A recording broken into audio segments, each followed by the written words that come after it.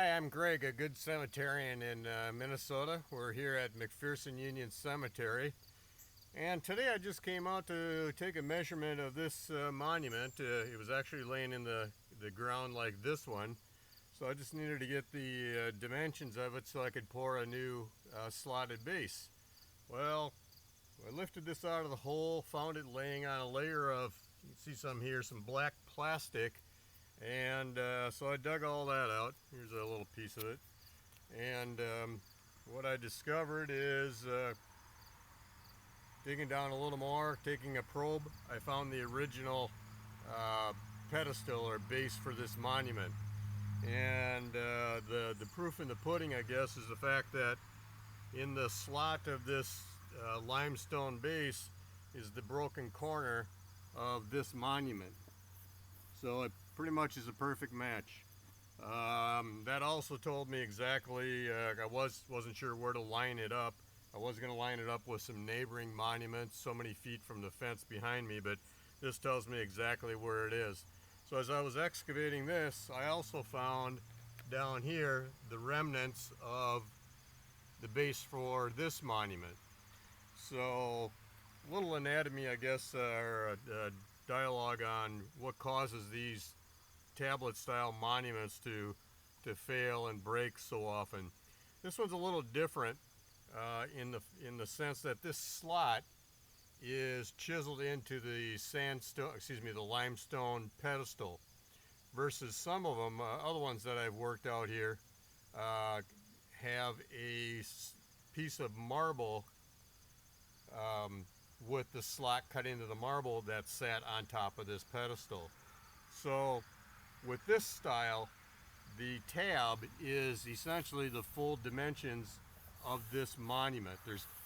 There's only just a slight indentation or indication of what I call a shoulder tab, where the tab itself is a little narrower, not as thick, little narrower in width than the total monument. Now, you can also see that when I dug this up, basically, there wasn't any mortar in here holding this in place, or at least not that I can find. And also, you can see it was almost broken off level with the top of this pedestal. So most of these monuments out here, all these slotted bases I've been finding, whether like this or the marble style, they're only about 2 inches deep.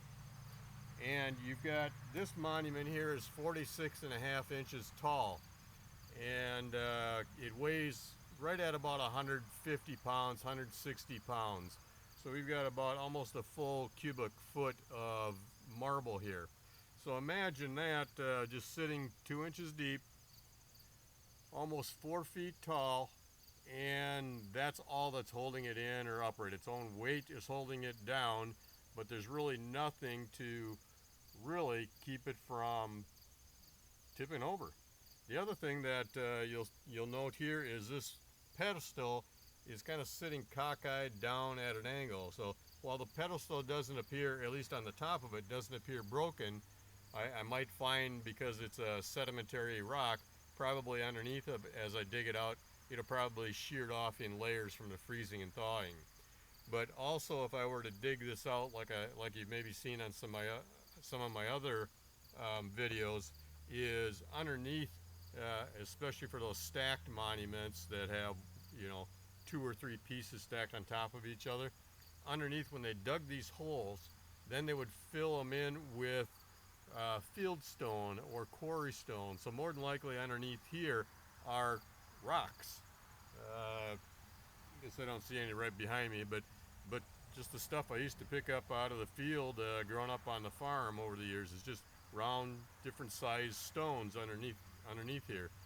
And so what happens is, during the freezing and thawing and just settling, since that's not a perfectly level base, they set this on top and maybe level it, but what's underneath it is not level. So as those stones settle and shift or whatever, imagine trying to balance something on, a marble, a ball or something. It's just going to tip. It's going to fail. It's going to, and then with a top heavy aspect of these marble monuments, these tall, skinny monuments, that's just going to perpetuate it, or cause it to tip over just by itself.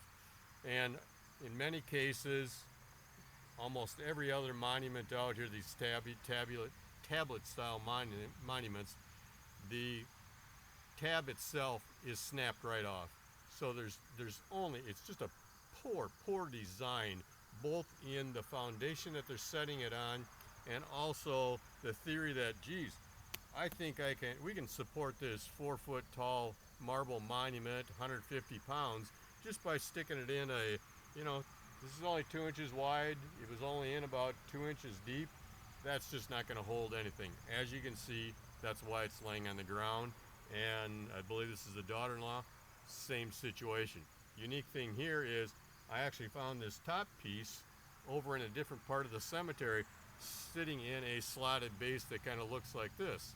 And so by a little sleuthing detective work, determined that this top piece belonged with the bottom piece, and actually the bottom piece was sitting where the top piece was. So things like that. But this is kind of hopefully a explanation of why you see so many of these marble tablets laying on the ground. Either the tabs are broken off, and sometimes it's vandalism, sometimes it's lawnmowers, but probably the initial culprit is just a poor foundation that all of this is setting on. A poor design of such a narrow shallow slot, and these marble monuments they're only 2 inches thick. These suckers need to be, probably the nicest one I've seen or had to reset is about 4 inches. However, the foundation failed, and the narrow slot, only 2 inches deep and less than 4 inches, snapped off as well. So that's what we're trying to restore out here. I'm at this point maybe inclined to just add aggregate over the top of all of this rather than dig it out. Since this isn't necessarily a heavy stone, we're going to put one of our preformed, we're going to form up a concrete base, and kind of like a sidewalk, we're going to kind of have it float over the top of the aggregate and kind of move with the shifting, heaving of the earth, the freezing and the thawing. And we'll form a slot into that concrete base, and it'll be a pass-through. So I can actually bury this monument all the way up to this inscription. The concrete will be about 5.5 inches deep based on the forms I'm using, but if I wanted to, I could actually stick it further through into the gravel. Or conversely, if I only had about 4 inches to work with, because maybe inscriptions or damage or whatever, I could fill that 5.5 inch slot with some aggregate or some sand, raise it up a little bit, and then set it. So check out some of my other videos on resetting a tab in slot base or a tabular monument. In this case, most of these out here are marble. So thanks for watching, and do what you can in your area cemeteries to maintain and preserve them.